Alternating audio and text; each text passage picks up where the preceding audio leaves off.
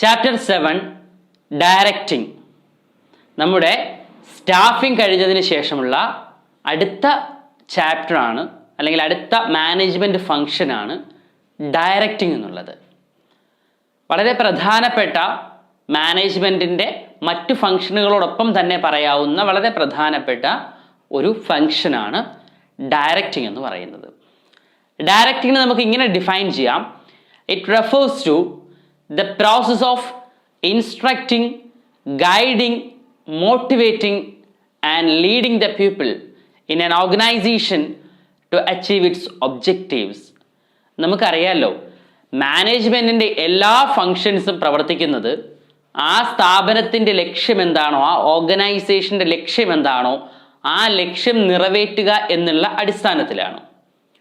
ഇത്തരത്തിൽ ഒരു ഓർഗനൈസേഷൻ്റെ അല്ലെങ്കിൽ ഒരു സ്ഥാപനത്തിൻ്റെ ലക്ഷ്യം നേടിയെടുക്കുന്നതിന് വേണ്ടിയിട്ട് അവിടെയുള്ള പീപ്പിൾ, മീൻസ് അവിടെയുള്ള employees and overall human being, മുഴുവൻ ആളുകൾക്കും അവരെ ഇൻസ്ട്രക്റ്റ് ചെയ്യുക എന്ന് വെച്ചാൽ അവർക്ക് ആവശ്യമായിട്ടുള്ള നിർദ്ദേശങ്ങൾ നൽകുക, അവരെ ഗൈഡ് ചെയ്യുക, ഒരു വഴികാട്ടിയായി പ്രവർത്തിക്കുക, അവർ കൗൺസിലിംഗ് കൊടുക്കുക, ആവശ്യമായ രീതിയിൽ കൗൺസിലിംഗ് ഉപദേശ നിർദ്ദേശങ്ങൾ കൊടുക്കുക, അവരെ മോട്ടിവേറ്റ് ചെയ്യുക, അതായത് അവരെ പ്രചോദിപ്പിക്കുക, അവരെ ലീഡ് ചെയ്യുക, നേതൃത്വം നൽകുക അവർക്ക്. ഇത്തരത്തിൽ ഈ പ്രോസസ്സുകളുടെ ഒരു ടോട്ടാലിറ്റിയാണ്, അല്ലെങ്കിൽ ഇതിനെ മുഴുവനായി നമുക്ക് ഡയറക്റ്റിംഗ് അല്ലെങ്കിൽ മാർഗനിർദ്ദേശം എന്ന് പറയാം. അപ്പോൾ ഇവിടെ ആളുകളെ ഇൻസ്ട്രക്റ്റ് ചെയ്യുകയും ഗൈഡ് ചെയ്യുകയും കൗൺസിൽ ചെയ്യുകയും മോട്ടിവേറ്റ് ചെയ്യുകയും ലീഡ് ചെയ്യുകയും ചെയ്യുന്നുണ്ട്. ഇതിൻ്റെ പ്രധാനപ്പെട്ട ലക്ഷ്യം എന്ന് പറയുന്നത് ആ സ്ഥാപനത്തിൻ്റെ ലക്ഷ്യം നേടിയെടുക്കുക എന്നുള്ളതാണ്. ഇവിടെ നാം മനസ്സിലാക്കേണ്ടത്, ഈ ആളുകളെ ഇത്തരത്തിൽ ഉപദേശിക്കുമ്പോൾ തന്നെ, അല്ലെങ്കിൽ ഈ ആളുകൾക്ക് ആവശ്യമായ നിർദ്ദേശങ്ങൾ കൊടുക്കുമ്പോൾ തന്നെ ഇവിടെ സൂപ്പർവിഷൻ, അതായത് ആളുകളുടെ മേലൊരു മേൽനോട്ടം ഉണ്ടാക്കുക, അതുപോലെ മോട്ടിവേഷൻ, ലീഡർഷിപ്പ് തുടങ്ങി നിരവധിയായ ഫങ്ഷൻസിൻ്റെ ഒരു ടോട്ടാലിറ്റിയാണ് യഥാർത്ഥത്തിൽ ഡയറക്റ്റിംഗ് എന്ന് പറയുന്നത്. അതുകൊണ്ട് തന്നെ ഇത് വളരെ പ്രധാനപ്പെട്ട ഒരു കീ മാനേജറിയൽ ഫങ്ഷനാണ്.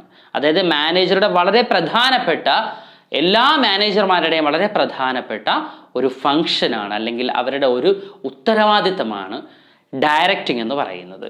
അതായത് നമ്മുടെ എംപ്ലോയീസിനെ അല്ലെങ്കിൽ നമ്മുടെ സ്ഥാപനത്തിലുള്ള ആളുകളെ വളരെ കൃത്യമായി ഡയറക്റ്റ് ചെയ്യുക. ഇത്തരത്തിൽ ഡയറക്റ്റ് ചെയ്താൽ മാത്രമേ നമ്മുടെ ലക്ഷ്യം എന്താണോ ആ ലക്ഷ്യത്തിലേക്ക് നമുക്ക് എത്താനായി സാധിക്കുകയുള്ളൂ.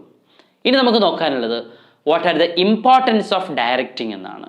ഡയറക്റ്റിങ്ങിൻ്റെ പ്രാധാന്യം എന്തൊക്കെയാണ്? The very first one helps to attain the organizational objective. അതായത് നമ്മുടെ സ്ഥാപനത്തിൻ്റെ ലക്ഷ്യം എന്താണോ ആ ലക്ഷ്യം നേടിയെടുക്കാൻ നമ്മെ സഹായിക്കുന്നു. നമുക്കറിയാമല്ലോ, ഡയറക്റ്റിംഗ് അടക്കമുള്ള എല്ലാ മാനേജ്മെൻറ്റ് ഫങ്ഷൻസിൻ്റെയും പ്രധാനപ്പെട്ട ലക്ഷ്യം എന്ന് പറയുന്നത് നമ്മുടെ സ്ഥാപനത്തിൻ്റെ ലക്ഷ്യം നേടിയെടുക്കുക എന്നുള്ളതാണ്. Second one, directing integrates employees effort. നമുക്കറിയാമല്ലോ, നമ്മുടെ സ്ഥാപനത്തിൽ ഒരുപാട് എംപ്ലോയീസ് ഉണ്ടാവും. അപ്പോൾ ഇത്തരത്തിൽ അവരുടെ എഫേർട്ടുകളെ, അവരുടെ കഠിനാധ്വാനത്തെ, അല്ലെങ്കിൽ അവരുടെ ആ എഫേർട്ട് എടുക്കുന്ന അല്ലെങ്കിൽ അവരുടെ ആക്ടിവിറ്റീസിനെ മുഴുവൻ ഇൻ്റഗ്രേറ്റ് ചെയ്യുക, അതിനെ മുഴുവൻ യോജിപ്പിച്ചുകൊണ്ട് ആ സ്ഥാപനത്തിൻ്റെ ലക്ഷ്യം നേടിയെടുക്കുക എന്നുള്ളത് ഡയറക്റ്റിങ്ങിൻ്റെ വളരെ പ്രധാനപ്പെട്ട ഒരു ഫങ്ഷനാണ്, അല്ലെങ്കിൽ അതിൻ്റെ ഇമ്പോർട്ടൻസ് ആണ്. And another one, directing guides the employees. അതായത് നമ്മുടെ ഓരോ എംപ്ലോയീസിനും ആവശ്യമായിട്ടുള്ള ഗൈഡ് ലൈൻസ്, അവർക്ക് ആവശ്യമായിട്ടുള്ള മാർഗനിർദ്ദേശങ്ങൾ ഡയറക്റ്റിങ്ങിലൂടെയാണ് നൽകുന്നത്. എന്ത് ജോബാണ് ചെയ്യേണ്ടത്, അത് എത്ര ടൈമിനുള്ളിൽ ചെയ്ത് തീർക്കണം തുടങ്ങി എല്ലാ നിർദ്ദേശങ്ങളും നമ്മൾ നൽകുന്നത് ഡയറക്റ്റിങ്ങിലൂടെയാണ്. Another one, directing facilitates introduction of needed changes in the organisation. അതായത് നമ്മുടെ ഓർഗനൈസേഷനിൽ എന്തെങ്കിലുമൊക്കെ ചേഞ്ചസ് ആവശ്യമായി വരുമല്ലോ, കാലാനുസൃതമായി നമുക്ക് ഒരുപാട് ചേഞ്ചസ് നമ്മുടെ ഓർഗനൈസേഷനിൽ കൊണ്ടുവരേണ്ടി വരും. സ്വാഭാവികമായിട്ടും അത്തരത്തിലേക്ക് പുതിയ മാറ്റങ്ങൾ ഒരു സ്ഥാപനത്തിലേക്ക് നടപ്പിലാക്കാൻ ശ്രമിക്കുമ്പോൾ അത് വളരെ സ്മൂത്തായിട്ട് നടത്തുന്നതിന് ഡയറക്റ്റിംഗ് ഹെൽപ്പ് ചെയ്യുന്നുണ്ട്. കാരണം ഇത് എംപ്ലോയീസുമായി കമ്മ്യൂണിക്കേറ്റ് ചെയ്തുകൊണ്ട് തന്നെ ഇനി നമ്മളൊരു പുതിയ ചേഞ്ച് കൊണ്ടുവരാൻ പോവുകയാണ്, ഈ ചേഞ്ചിൻ്റെ അഡ്വാൻറ്റേജ് എന്തൊക്കെയാണ്, അല്ലെങ്കിൽ അതുകൊണ്ടുള്ള ബെനിഫിറ്റ്സ് എന്തൊക്കെയാണെന്ന് എംപ്ലോയീസുമായി കമ്മ്യൂണിക്കേറ്റ് ചെയ്യുമ്പോൾ വളരെ ഈസി ആയിട്ട് നമുക്ക് പുതിയ പുതിയ മെത്തേഡ്സ് അല്ലെങ്കിൽ ചേഞ്ചസ് നമുക്ക് ഇൻട്രൊഡ്യൂസ് ചെയ്യാനായിട്ട് സാധിക്കുന്നു. And another one helps to bring stability and balance in the organization. നമ്മുടെ ആ സ്ഥാപനത്തിൽ അതിൻ്റെ സ്റ്റെബിലിറ്റി, അതിൻ്റെ സ്ഥിരതയും അതിൻ്റെ ഒരു ബാലൻസും, ഒരു സന്തുലിതാവസ്ഥയും നിലനിർത്താൻ ഇത് ഡയറക്റ്റിംഗ് ഹെൽപ്പ് ചെയ്യുന്നുണ്ട്. അതിൻ്റെ പ്രധാനപ്പെട്ട കാരണം എല്ലാ കാര്യങ്ങളും പരമാവധി നമ്മൾ ഡയറക്റ്റിങ്ങിലൂടെ ആളുകളെ മോട്ടിവേറ്റ് ചെയ്യുകയും അവരെ ലീഡ് ചെയ്യുകയും അവരുമായി കമ്മ്യൂണിക്കേറ്റ് ചെയ്യുകയൊക്കെ ചെയ്യുന്നുണ്ട്. അതിലൂടെ ആ സ്ഥാപനത്തിൽ ഒരു സ്റ്റെബിലിറ്റിയും അതുപോലെ തന്നെ ബാലൻസ് നമുക്ക് ഉറപ്പുവരുത്താൻ സാധിക്കുന്നതാണ്. അപ്പോൾ ഇവയൊക്കെയാണ് പ്രധാനമായിട്ടും ഡയറക്റ്റിങ്ങിൻ്റെ ഇമ്പോർട്ടൻസ് ആയിട്ട് പറയാൻ സാധിക്കുന്ന കാര്യങ്ങൾ. ഇനി നമുക്ക് നോക്കാനുള്ളത് എലമെൻറ്റ്സ് ഓഫ് ഡയറക്റ്റിംഗ് ആണ്, അല്ലെങ്കിൽ ഡയറക്റ്റിങ്ങിൻ്റെ ഘടകങ്ങൾ എന്തൊക്കെയാണ്. പ്രധാനമായിട്ടും 4 എലമെൻറ്റ്സുകളാണ് ഡയറക്റ്റിങ്ങിനുള്ളത്.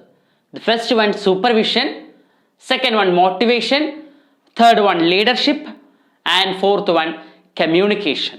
ഇങ്ങനെ supervision, motivation, leadership and communication, ഇങ്ങനെ 4 തരത്തിലുള്ള അല്ലെങ്കിൽ 4 എലമെൻറ്റുകളാണ് ഡയറക്റ്റിങ്ങുമായി ബന്ധപ്പെട്ട് നാം മനസ്സിലാക്കേണ്ട കാര്യങ്ങൾ.